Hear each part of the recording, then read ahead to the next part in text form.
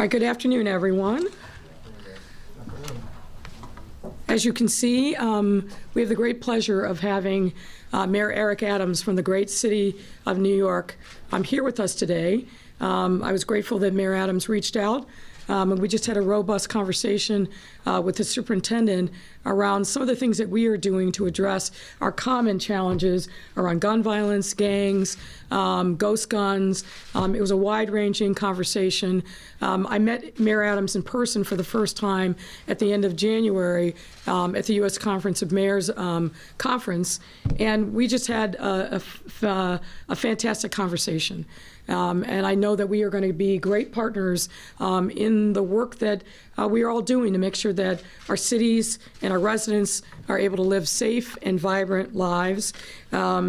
We both recognize that cities are really where things are happening. We are the cultural, social, public policy laboratories across the country, as well as driving this nation's economic recovery. It's incumbent upon us to work together and collaboratively, and Mayor Adams and I are very much committed to doing that. We have worked historically with the City of New York, particularly our respective police departments, and Mayor Adams talked about ways in which we can really lead a national conversation around some of the common issues that are plaguing all cities, and particularly the large and mid-sized cities around public safety. So that conversation will continue. We won't get into just specifics about what we talked about, because some of it is obviously law enforcement sensitive, but the level of cooperation that we are going to be bringing to this discussion is something exciting for me, and I look forward to a continued partnership. I'd like to invite the mayor to say a few words, and then we'll be happy to take your questions. Thank you. Thank you so much, Mayor. And it's just a real pleasure here to be in Chicago and sitting down and watching the innovative approach to public safety. We both agree that public safety is a prerequisite to prosperity, but it's public safety and justice. And what I enjoyed the most about the conversation that the two of us shared is how we both focus on not only the immediate action we must do to keep our streets safe, but it's intervention and prevention. You find that our country, for the most part, is divided into groups. The groups, one, want to focus on just the prevention aspects, dealing with dyslexia, learning disabilities, foster care systems, how do we correct those problems? But the other part, they want to ignore the prevention and only focus on the intervention. How do we deal with violence right now? To have a mayor here in Chicago that clearly understands it's the combination of the prevention and intervention. We have to turn off the faucet that is continually feeding the river of violence in our cities. Mm-hmm. And it is, there's a tint of racism to this. We don't manufacture guns in Chicago, but why are we able to remove 12,000 guns off the street? Where are they coming from? Ghost guns, where are they coming from? And I say over and over again, America's failure to define crises, anything that happens outside of the black and brown communities is defined as a crisis. This is a crisis that we have been facing historically, and it has been limited to certain geographical areas of our cities and our country. And the mayor and I are clear, we are not going to remain silent. We're not going to pretend as though there is some conscious failures that are taking place. And her way of getting the communities involved, by the time the police interacts with a young person with a gun, the system already failed. We called the police to do everything. We are now bringing in the idea of having communities' involvement and stopping and damming the rivers that feed the sea of violence in our cities. And we're going to do it as a partnership.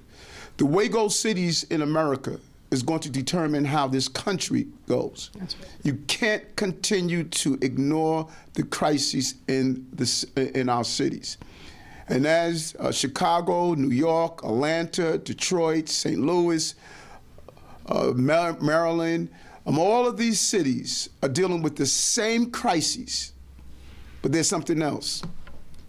The victims are black and brown. The victims are watching themselves being denied the basic services they deserve. We need help from Washington, D.C.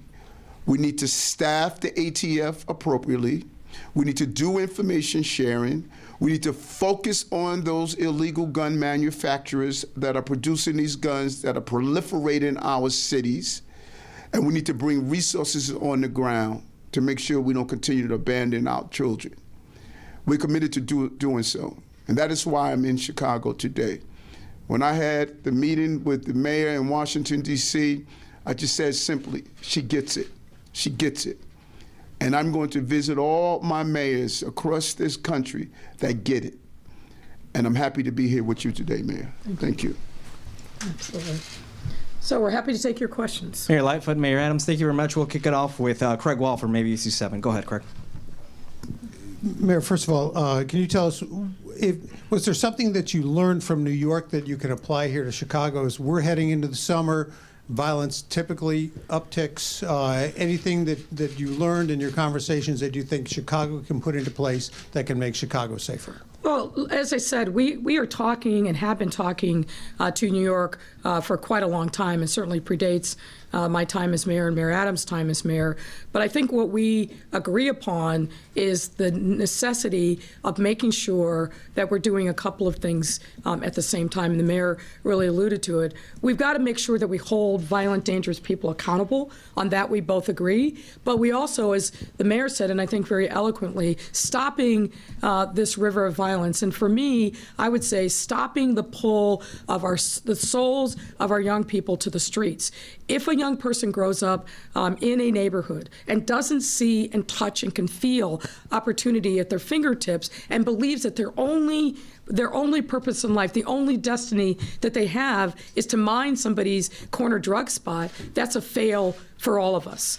And I think we're aligned on that. We've got to do more to make sure that we intervene in a proactive way to provide support and love to these young people at the earliest possible stage in life. And Mayor Adams is, I think, 1,000% right. We all spend and focus on a lot of things in intervening once somebody has gone down the wrong path. But what we need to do is make sure we are being proactive on the front end of life, providing them with tools and love and support, education obviously being the most critical factor, but having them pursue their passions so that they don't, when they come to that proverbial fork in the road, they know which path they should take because they have had the support of a loving, caring adult in their life and a community that helps them make the right choices at the right time.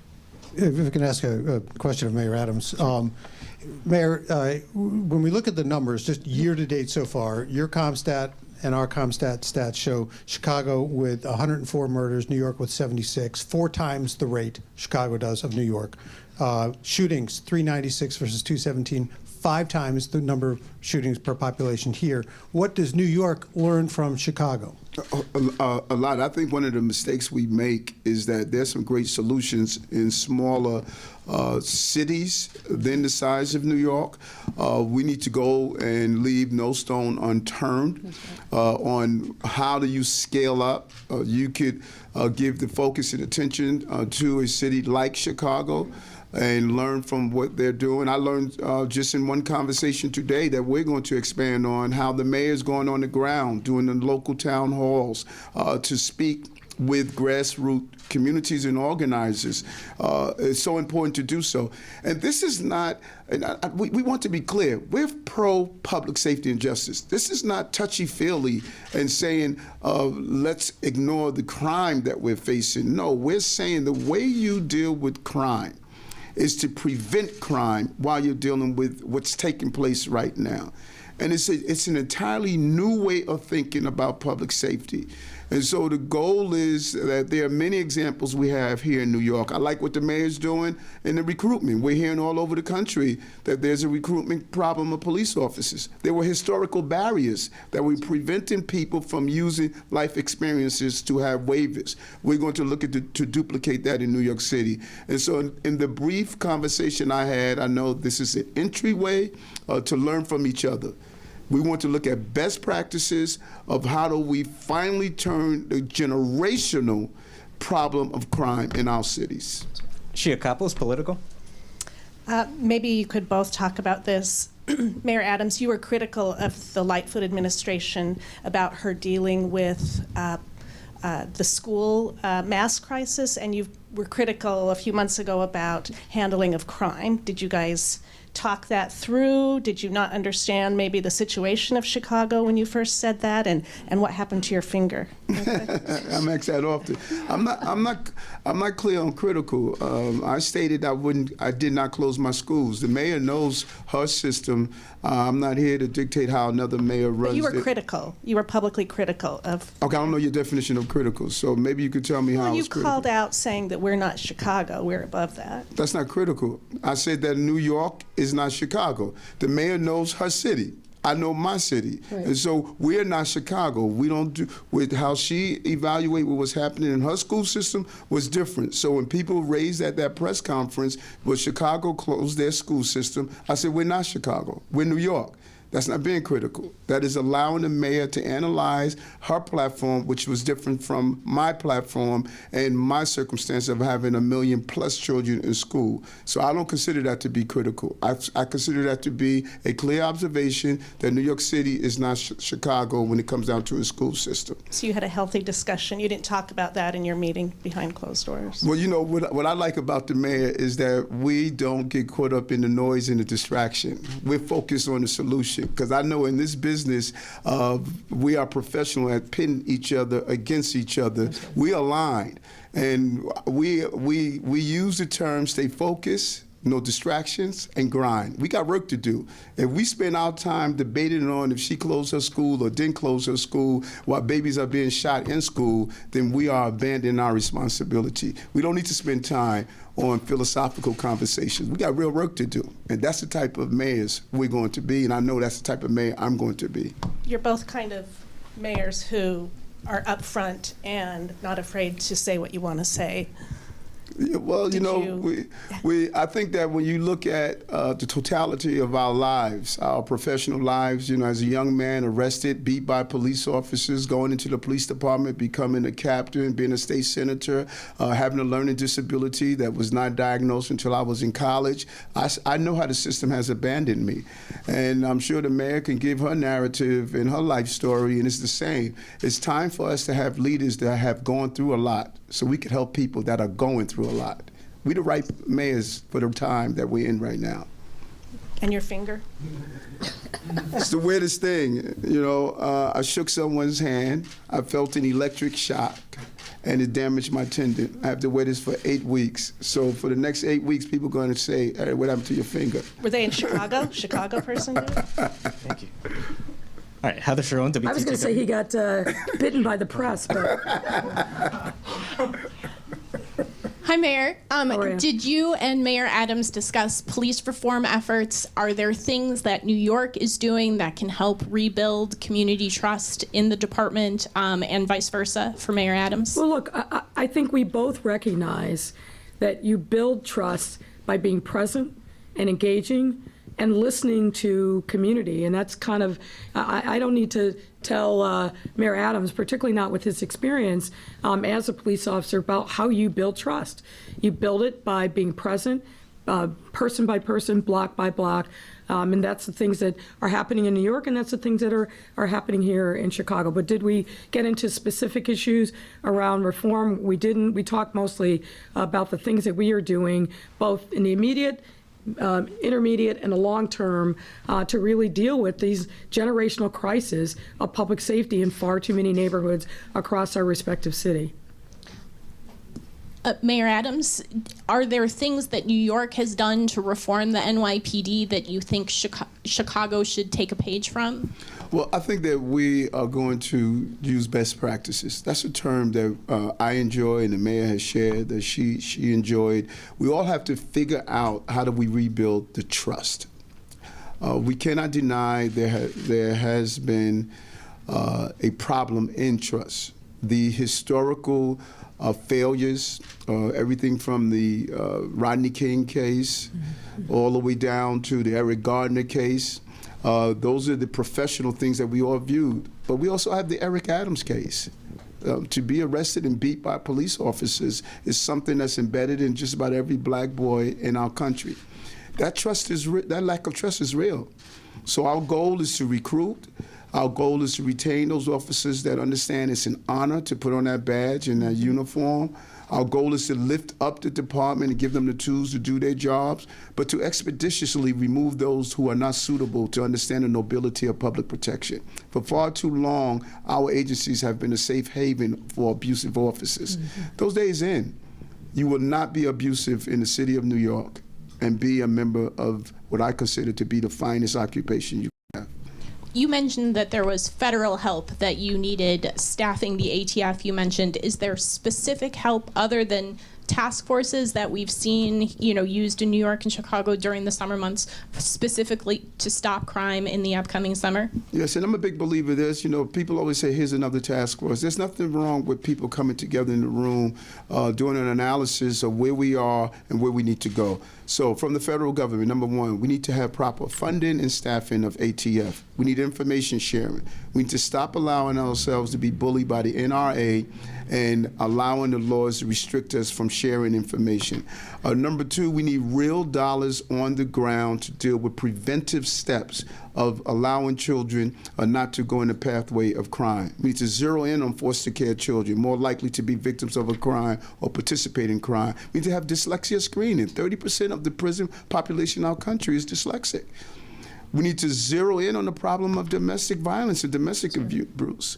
We need to go after those gun dealers, which is only a small number, that's feeding the crisis of crimes. Clarity on federal laws around gun trafficking. We should be very clear on what it is. 10 guns in New York State is not enough. It's too many. We should go down to 3. We need to zero in on how we're going to deal with ghost guns. This is a real crisis that our country is facing. You have a person that could have a device, sit in his living room and manufacture guns. And then we need to tell the Supreme Court, it's a bad decision with the open carry law. Can't get in the way of our desire to keep the public safe. And so there's a laundry list that I have for Washington, D.C. I shared it with President Biden, and I shared it with my congressional delegation. We need help. Cities like Chicago and New York, we need help. How do you take 12,000 guns off the street? And there's 10,000 more waiting, 10 times that amount waiting to come back. It's not acceptable. And for the mayor, have you made your pick for the 11th Ward seat, and will you nominate somebody in time for the Rules Committee to consider that nomination in time for a final vote on Wednesday? My goal is to make sure that we get a final decision made so that we can meet that deadline. I think the residents of the 11th Ward deserve to know who their alderman is so that they can go back to business. There's work to be done. Streets that need paving, we need to make sure that they can get constituent services. It's not fair to have a very small staff now shoulder that responsibility. So yes, we will. The goal is to get somebody named and picked in time for them to be voted on in next week's City Council meeting. Jermon Terry, CBS. Welcome to Chicago, Mayor Adams. Let's talk about, you guys have mentioned intervention and prevention. But as a former transit police officer yourself, here in Chicago, we have seen a dramatic uptick in crime on our L's, which is considered our subway system. Was there any discussion as to what you know personally from being a transit cop, and have you enlightened the mayor potentially on something about what you can take from that? Because many people along the CTA rails are just concern, while we can respect intervention and prevention, right now they feel as if they can't ride the subway. And intervention is right now. You know, I can't go to my passengers and my commuters and my tourists and tell them that we're going to deal with the crises you're feeling when I address the problems in my school system. That's prevention. Intervention is about how do I make you safe right now? And that is part of the long-term conversation we want to have with her team as we share ideas in doing so. We're dealing with a real problem in our subway system. Many people are dealing with mental health crises. That is creating the feeling of uncertainty. We're dealing with an increase in robberies. The fallout of COVID has created a real hostile environment, the lack of employment. And I'm sending a clear message that it's no longer acceptable to have passengers and those who are trying to open our city again to feel as though they can't use our mass transit. That's the lifeblood of our system. Mm-hmm. And so we have a zero. We're going to see a zero encampment. You can't have encampments on your subway system. We're going to have a zero encampment. My team is doing that. I'm telling all of my chiefs that generals don't lead from the rear. They lead from the front. All of my chiefs are now getting in the subway system. They're doing a tour of duty in the subway system to have a visible presence. We're going to have a zero tolerance for the things that have created that environment. And we're going to learn from Chicago what they're doing on their L line so that we can see best practices. And we're going to travel throughout the country and see what others are doing. Washington, D.C. is seeing an uptick. All over the country, we're seeing that, and we're going to put our heads together and operate as a team of how do we make our transit line safe as well as our streets safe. And that is the energy we're bringing. We have to work together. Cities will determine the success of America. We know that, and it's time for the federal government to know that. And let me just say, I don't know that we've met before, and I don't know that you regularly cover City Hall, but 10 days ago, we announced a series of increased security measures for the Chicago Transit Association. Let me just briefly recap them for you. Number one, there's going to be additional police resources. That already started. So we believe that visibility of police on our bus, on our rail, on our platforms is critically important. And so we're significantly enhancing the amount of police resources that we are putting on the CTA. In addition to that, the CTA board recently approved a doubling of the amount of resources for non-law enforcement security officers that are also going to be part of the transit system. So we are very, very focused on making sure that we send a very clear message that any kinds of violence, crimes on the CTA is simply not going to be tolerated. And we want to make sure that we're working with the state's attorney's office that when we do see someone and arrest them that is committed a crime on the CTA, that they are prosecuted to the fullest extent of the law. Our subway system was the only subway system in the country that operated at full levels during the pandemic. It was critically important, as the mayor said. Just as the New York subway system is critical and the bus and rail system is critical to New York, so is it critical here. It is the lifeblood of our city, and many of our residents depend upon the CTA, whether bus, rail, or a combination, to get from their homes, to get to their jobs. And we need to make sure that they have confidence that when they swipe in to get on the train, to get on the bus, that they're going to be safe. And that's why that heightened police presence and protecting, frankly, the CTA workers is also important. And we understand there is a difference between additional police officers and additional security. Yes. And there's a distinction between what NYC does and what Chicago does. We have very different, and not just in terms of scale, but very different challenges on our respective transportation system. But where we are aligned is the transportation system must be safe, and we will not tolerate anything less than that. Mayor Lightfoot, Mayor Adams, thank you very much for your time. That's a wrap. Thank you. Appreciate it.